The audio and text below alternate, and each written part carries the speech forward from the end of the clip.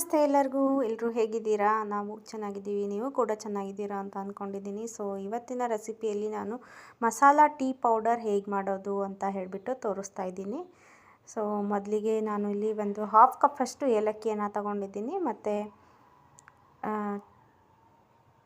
ಇಲ್ಲಿ ನೋಡಿದ್ದು half cup ಅಷ್ಟು ಗ್ರೀನ್ ಏಲಕ್ಕಿ, ಮತ್ತು ಇದು ಒಂದು ಹಾಫ್ ಕಪ್ ಅಷ್ಟು ಸೋಂಪು ಕಾಳು, ಮತ್ತು ಇದು ಶುಂಠಿ ಅಂತಾರಲ್ಲ, ಸೊ ಶುಂಠಿ, ಹಸಿ ಶುಂಠಿಯನ್ನು ಸಣ್ಣದಾಗಿ ಹೆಚ್ಚಿಬಿಟ್ಟು ಬಿಸಿಲಲ್ಲಿ ಒಣಗಿಸಿರೋದು, ಅದು ಈ ರೀತಿಯಾಗಿದೆ. ಅದು ಒಂದು ಅರ್ಧ ಬೌಲಷ್ಟು ತೊಗೊಂಡಿದ್ದೀನಿ.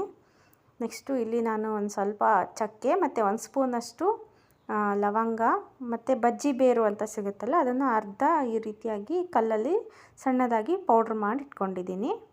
ನೆಕ್ಸ್ಟು ಇವನ್ನೆಲ್ಲವನ್ನು ನಾವು ಬಿಸಿ ಮಾಡ್ಕೋಬೇಕು. ಒಂದು ಪ್ಯಾನ್ನ ಬಿಸಿಗೆ ಇಟ್ಟಿದ್ದೀನಿ. ಮೊದಲಿಗೆ ನಾನು ಏಲಕ್ಕಿಯನ್ನು ಹಾಕ್ಕೊತಾ ಇದ್ದೀನಿ ಬಿಸಿಗೆ. ಇದು ಎಲ್ಲವನ್ನು ಒಟ್ಟಿಗೆ ಹಾಕೋದ್ರಿಂದ ಒಂದೊಂದು ಸರಿಯಾಗಿ ಬೇಯಲ್ಲ, ಒಂದೊಂದು ಸರಿಯಾಗಿ ಅಂದರೆ ಸ್ವಲ್ಪ ಹೊತ್ತದಂಗೆ ಆಗಿಬಿಡುತ್ತೆ. ಅದಕ್ಕೆ ಒಂದೊಂದು ಐಟಮ್ನ ಸಪ್ರೇಟಾಗಿ ಈ ರೀತಿಯಾಗಿ ಹುರ್ಕೋಬೇಕು. ಸಣ್ಣ ಉರಿನಲ್ಲಿ ಈ ರೀತಿಯಾಗಿ ಕಲರ್ ಚೇಂಜ್ ಆಗೋವರೆಗೂ ಹುರ್ಕೋಬೇಕಾಗತ್ತೆ. ಜಾಸ್ತಿನೂ ನೀವು ಹುರ್ಕೋಬಾರ್ದು, ಯಾಕಂದರೆ ಅದರಲ್ಲಿರೋ ಫ್ಲೇವರ್ ಎಲ್ಲ ಹೋಗಿಬಿಡುತ್ತೆ. ಇಷ್ಟು ಸ್ವಲ್ಪ ಕಲರ್ ಚೇಂಜ್ ಆದರೆ ಸಾಕು. ನೆಕ್ಸ್ಟು ಚಕ್ಕೆ ಮತ್ತು ಬಜ್ಜಿ ಬೇರು, ಲವಂಗ ತೊಗೊಂಡಿದ್ವಲ್ಲ ಅವನ್ನು ಸ್ವಲ್ಪ ಈ ರೀತಿಯಾಗಿ ಸ್ವಲ್ಪನೇ ಬಿಸಿ ಮಾಡಿಕೊಂಡ್ರೆ ಸಾಕು. ಇದು ಶುಂಠಿ ಆಲ್ರೆಡಿ ಬಿಸಿಲಲ್ಲಿ ಇದು ಡ್ರೈ ಆಗಿದೆ, ಆದರೂ ಒಂದು ಸ್ವಲ್ಪ ಹಸಿ ಇರೋದೇನಾದರೂ ಇದ್ದರೆ ಹೋಗಲಿ ಅಂತ ಹೇಳ್ಬಿಟ್ಟು ಚೂರು ನಾನು ಬಿಸಿ ಮಾಡಿಕೊಂಡೆ. ಇಲ್ಲಿ ನೋಡಿ ಪುಡಿ ಆಗ್ತಾಯಿದೆ ಮುಟ್ಟಿದರೆ. ಇಷ್ಟು ಬಿಸಿ ಆದರೆ ಸಾಕು. ನೆಕ್ಸ್ಟು ಸೋಂಪು ಕಾಳನ್ನು ಹಾಕ್ಕೊಳ್ಳೋಣ. ಸೋಂಪು ಕಾಳನ್ನು ಅಷ್ಟೇ ಜಾಸ್ತಿ ಫ್ರೈ ಮಾಡ್ಕೋಬಾರ್ದು. ಈ ರೀತಿ ಸ್ವಲ್ಪ ಕಲರ್ ಚೇಂಜ್ ಆಗಿಬಿಟ್ರೆ ತೆಗೆದುಬಿಡಿ, ಯಾಕೆಂದರೆ ಅದರಲ್ಲಿರೋ ಫ್ಲೇವರ್ ಎಲ್ಲ ನಿಮಗೆ ಹೊರಟೋಗ್ಬಿಡುತ್ತೆ. ಸೊ ಇಲ್ಲಿ ನೋಡಿ ಎಲ್ಲವನ್ನು ಒಂದು ಪ್ಲೇಟಿಗೆ ನಾನು ಟ್ರಾನ್ಸ್ಫರ್ ಮಾಡ್ಕೊಂಡಿದ್ದೆ. ಇದು ಕಂಪ್ಲೀಟಾಗಿ ತಣ್ಣಗಾಗಬೇಕು. ಕಂಪ್ಲೀಟಾಗಿ ತಣ್ಣಗಾಗಕ್ಕೆ ಬಿಟ್ಮೇಲೆ ಒಂದು ಮಿಕ್ಸಿ ಜಾರ್ಗೆ ಇವನ್ನೆಲ್ಲ ಹಾಕ್ಕೊಂಡ್ಬಿಟ್ಟು ಪೌಡ್ರನ್ನ ಮಾಡ್ಕೋಬೇಕು. ನೀವು ನುಣ್ಣಗೆ ಬೇಕಾದರೂ ಮಾಡ್ಕೋಬೋದು, ಸ್ವಲ್ಪ ತರಿಯಂಗೆ ಬೇಕಂದರೆ ಆ ಥರನೂ ಮಾಡ್ಕೋಬೋದು. ಸೊ ನಾನಿಲ್ಲಿ ಜಾಸ್ತಿ ಪೌಡ್ರ್ ಮಾಡ್ಕೊಂಡಿದ್ದೀನಿ, ಈ ರೀತಿಯಾಗಿ ಬಂದಿದೆ ನೋಡಿ. ಸೊ ಈ ಮಸಾಲ ಟೀ ಪೌಡರ್ನ ಯೂಸ್ ಮಾಡ್ಕೊಂಡ್ಬಿಟ್ಟು ಟೀ ಹೇಗೆ ಮಾಡೋದು ಅಂತ ಹೇಳ್ಬಿಟ್ಟು ನೋಡೋಣ ಬನ್ನಿ.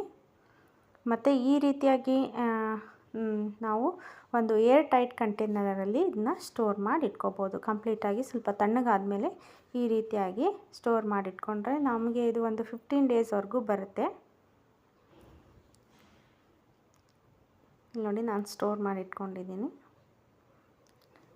ನೆಕ್ಸ್ಟು ಟೀ ಮಾಡೋದು ಹೇಗೆ ಅಂತ, ಇವಾಗ ನಾನು ಒಂದು ಟೀ ಕಪ್ಪಷ್ಟು ನೀರನ್ನು ಹಾಕಿದ್ದೀನಿ. ನಂತರ ಇದಕ್ಕೆ 2 ಸ್ಪೂನಷ್ಟು ಸಕ್ಕರೆಯನ್ನು ಹಾಕ್ಕೊಂಡಿದ್ದೀನಿ. ಸಕ್ಕರೆ ಯೂಸ್ ಮಾಡಲ್ಲ ಅನ್ನೋರು ಬೆಲ್ಲವನ್ನು ಬೇಕಾದರೆ ಹಾಕ್ಕೋಬೋದು. ಮತ್ತು ಇದಕ್ಕೆ 2 ಸ್ಪೂನಷ್ಟು ಟೀ ಪೌಡರ್ನ ಹಾಕ್ತಾಯಿದ್ದೀನಿ. ಬೆಲ್ಲ ಯೂಸ್ ಮಾಡೋರು ಇವಾಗ ಇನಿಷಿಯಲ್ ಸ್ಟೇಜಲ್ಲೇ ಹಾಕಬಾರ್ದು ಬೆಲ್ಲವನ್ನು, ಲಾಸ್ಟಲ್ಲಿ ಹಾಲೆಲ್ಲ ಹಾಕಿದ್ಮೇಲೆ ಹಾಕಿ, ಇಲ್ಲಾಂದರೆ ಒಂದೊಂದು ಸತಿ ಒಡೆದೋಗೋವಂಥ ಚಾನ್ಸಸ್ ಇರುತ್ತೆ.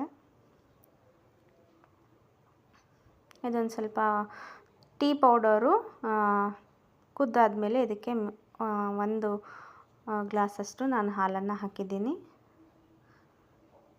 ಇದು ಒಂದು ಕುದಿ ಬರ್ತಿದ್ದ ಹಾಗೇ ಇಲ್ಲಿ ಒಂದು ಅರ್ಧ ಟೇಬಲ್ ಸ್ಪೂನಷ್ಟು ಮಸಾಲ ಟೀ ಪೌಡರ್ನ ಸೇರಿಸ್ಬಿಟ್ಟು ಇದನ್ನು ಜಾಸ್ತಿ ಬಿಸಿ ಮಾಡೋಕ್ಕೆ ಹೋಗಬಾರ್ದು. 1 ನಿಮಿಷದವರೆಗೂ ಬಿಸಿ ಮಾಡಿದರೆ ಸಾಕು ಟೀನ. ಇದು ಒಳ್ಳೆ ಪರಿಮಳನೂ ಇರುತ್ತೆ, ಮತ್ತು ನಿಮಗೆ ಕುಡಿಯೋಕ್ಕೂ ತುಂಬ ಚೆನ್ನಾಗಿರುತ್ತೆ. ಶೀತ ಆದವರು, ನೆಗಡಿ, ಕೆಮ್ಮು ಈ ಥರ ಎಲ್ಲದಕ್ಕೂ ತುಂಬ ಒಳ್ಳೆಯದು. ನೋಡಿ ಬಿಸಿಯಾಗಿರುವ ಮಸಾಲ ಟೀ ರೆಡಿಯಾಗಿದೆ. ಈ ವಿಡಿಯೋ ನಿಮಗೆ ಇಷ್ಟ ಆಗಿದ್ದರೆ ದಯವಿಟ್ಟು ಲೈಕ್ ಮಾಡಿ, ಶೇರ್ ಮಾಡಿ, ಸಬ್ಸ್ಕ್ರೈಬ್ ಮಾಡಿ. ಧನ್ಯವಾದಗಳು. ಮತ್ತೆ ಹೊಸ ರೆಸಿಪಿಯೊಂದಿಗೆ ಮುಂದಿನ ವಿಡಿಯೋದಲ್ಲಿ ಸಿಗ್ತೀನಿ.